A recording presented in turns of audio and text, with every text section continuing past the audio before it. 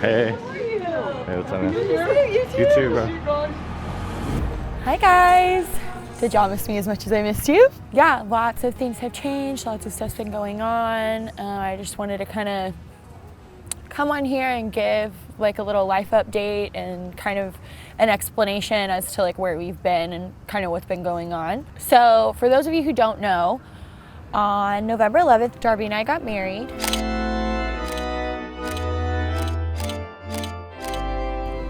And that was kind of where you guys saw like a real drop off in social media and content and things like that. We were focusing initially on planning the wedding and doing everything for the wedding, and that was kind of why we had slowed down.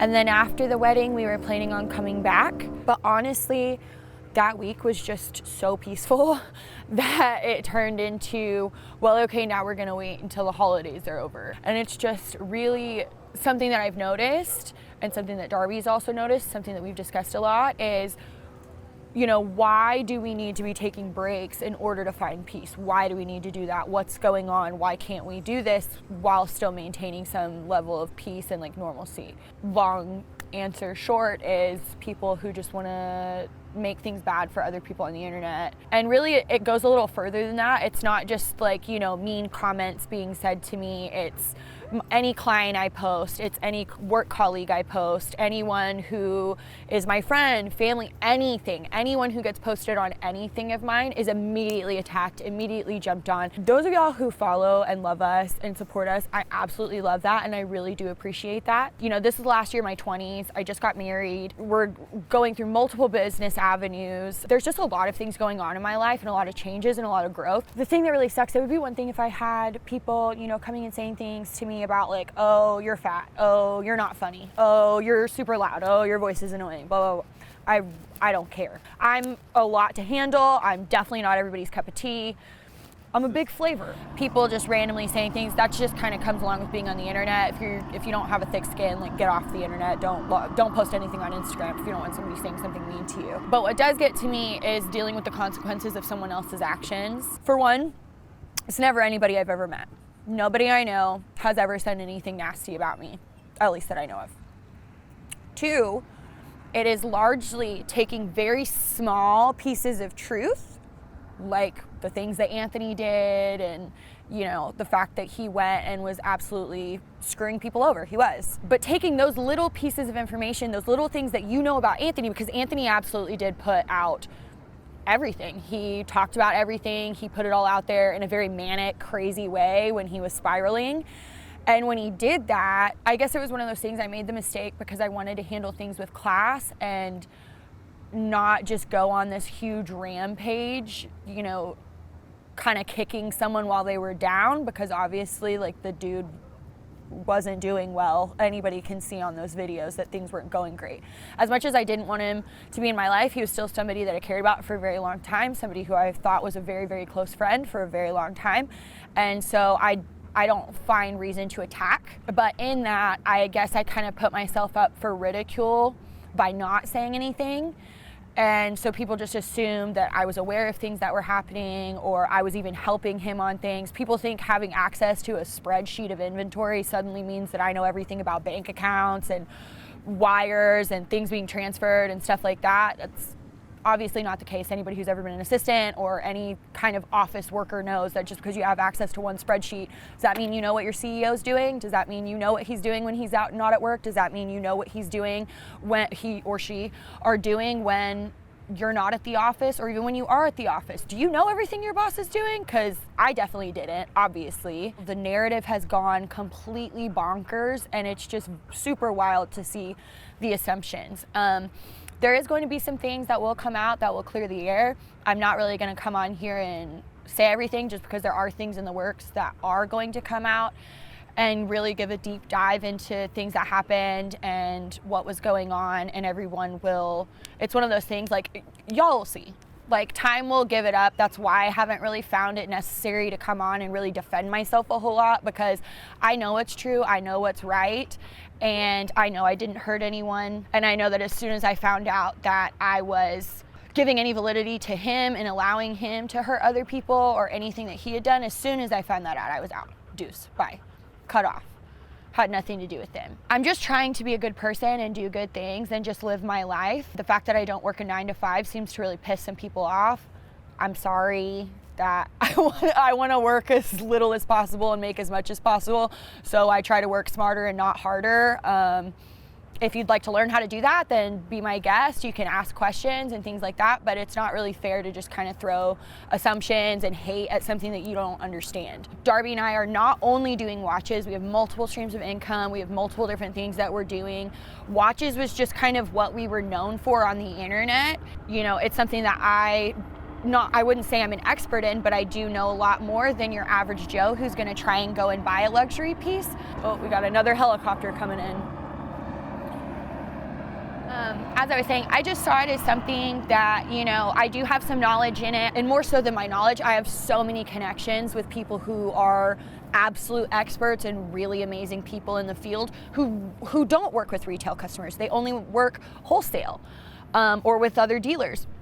So I really thought, you know, I had an option to really try to kind of right some of the wrongs that I saw in the watch community, whereas it's just kind of like brushing people off, just acting like people are no big deal, especially if you're buying like, you know, a smaller piece, whereas it's like an Omega or a Datejust or something like that. If you're not spending 25, 30, 50 grand, they just don't really want to give you the time of day. I want to give those people the time of day, people who are getting their first watch, people who are waiting to buy a Rolex for the first time until they've retired, you know, stuff like that. Like, that's important, that's special to me. I would much rather have a client who I got to be a really big part of their life once, twice, maybe 3 times. I'll take that a million times over and make that connection and have that closeness with someone over selling somebody, you know, who has a whole giant collection who just doesn't really care and treats me like I'm just some dumb little girl. I'll take the guy buying the retirement watch that I only make $500 on because I do have a passion for it and I do love it. And I think it's something really cool. More so, and it's not even really about the watches, it's just people. I love people. I love working with people. I love helping people in any way that I can. Every single business that I'm a part of, everything that I do is face to face, straight up with the clients, straight up. I love working with people. It's what I do. So I thought, I'm a warm person, I'm a loving person, I care about people's stories, I want to help people, you know, whether it comes to servicing, anything like that. I also don't want to gouge people on prices. There was just a lot of stuff that I thought I could do a better way, a nicer way, you know, maybe not necessarily business wise, but when it comes to the client and their happiness and their, you know, feeling of when they're shopping with me versus someone else, I really thought I could do that in a different way. And, you know, I thought I could go and show that to you guys, you know, so y'all could see that there's a kinder, softer part of the watch world. But the internet did what the internet does and it got really toxic. And I don't know why, but like the watch internet world kind of tends to be a little toxic. Smaller niche communities on the web can tend to get a little, I don't know, weird. So it just got really toxic for my clients, for my colleagues that I work with, other dealers, friends, things like that. I just don't feel comfortable putting them out there. So for right now, we've just been dealing with our clients completely behind closed doors, not putting anything like that on the internet. But I have been thinking of, you know, I don't want to just completely disappear off the internet. And I don't want to second guess every Instagram post I make and things like that about who's going to like it and who's going to say bad things. So I'm not going to do that anymore. I refuse to do that. I won't live my life that way. I just don't want to. So I'm gonna go back to being my goofy, silly, fun self. My personal Instagram page is going to be just that, my personal Instagram page, where I post the stuff that I like, I post food, I post funny stuff, I post outfits and makeup and things like that. If you don't wanna watch it, don't. You don't have to look at it. It's my personal page, it's for me, it's for fun, it's for myself. It doesn't have anything to do for anybody else. As well as the YouTube, we're gonna kind of try to gear less around like our business and monetary gain and things like that, and really focus on this beautiful place that we get to live, that we get to call home. I grew up in Texas, which is beautiful, but it's also, you know, like 100 degrees, or it's like 8 degrees there right now. People also have this really crazy assumption that you have to be some kind of a millionaire in order to live around here. Certain places in California, especially on the west side, 100% you do. Venice is not one of those places. So what we're really wanting to do is just really focus on Venice and where we live and the area that we are, where we love so much, and all the people that we've gotten to meet. And because one thing that we've noticed is not a single person here does, acts, walks, talks, nothing the same. Every single person out here is so unique, like a fingerprint. It's just wild. It's so cool. LA can get very where you feel like you're seeing the same exact people walking by. Everybody's wearing the same thing. Everybody does the same thing. Everybody's an influencer. Everybody's something. Everybody has main character syndrome. Out here, people really are the main character and they have no fucking clue that they are. People are so fun. They're so awesome. They call it the circus down here. Darby and I lived in Manhattan Beach, and we also lived in the Palisades for a little while. We've spent lots of time in Beverly Hills, lots of time in downtown, lots of time in Hollywood, and nowhere has a sense of community and vibrance the way that Venice does. So what we are wanting to do is really start showcasing that and all of the really, really amazing, awesome people here, and just take y'all along with that. As well as just, you know, we're gonna kind of just start showing like our day to day. We really do, you know, we work, you know, sometimes it's like 12 hours a day, but sometimes we work an hour in the day or 2 hours out of the day, and then we're hanging out at the beach, or we're going down a sidewalk, or we're at the skate park, or we're on the pier, or we're doing all kinds of cool stuff all around here. So I just kind of want to be able to take y'all with us and show y'all just where we are, and that this isn't just some bougie, super gentrified community. This is actually one of the only communities that you're really going to find that doesn't want gentrification. They want to stay original to its roots. This is a place that pioneered skateboarding, surfing. I mean, it's just so, so cool. It's gorgeous every single day. Every single sunset's different. Every single time I come and look at the ocean, it's different. And this place has a part of me, and I just want to be able to share that with you guys. That's really, I want to start spreading positivity and sharing the things that make me happy and the things that I love, and hopefully y'all will love them too. And I want to reiterate, we are still selling watches and luxury goods. We'll also, you know, I still have Fabian. He's still the most amazing ever. Servicing, sizing, polishing, anything you need done for your luxury timepieces, you can hit me up. I'll still take care of you. It's just something we're kind of putting on a more private, you know, thing, and we're really focusing on our other businesses that are kind of bringing in a little bit more revenue right now. Everybody in the watchscape knows how the watch market is right now. We're not going anywhere. We're just kind of trying to keep it more low key and just really have it something that we're able to enjoy again, because it kind of got to a point where I was having a lot of resentment towards selling a watch or doing anything that had to do with watches, just because everything surrounding it was so toxic there for months. So just trying to get back to being positive, being happy. 2024 is going to be a year of fun, abundance, love, life, all that good stuff. I turned 30 this year, so I'm going to live my best life in my last year in my 20s, and I'm gonna take y'all with me. So yeah, y'all kind of let me know what more of you would want to see. You know, we love art.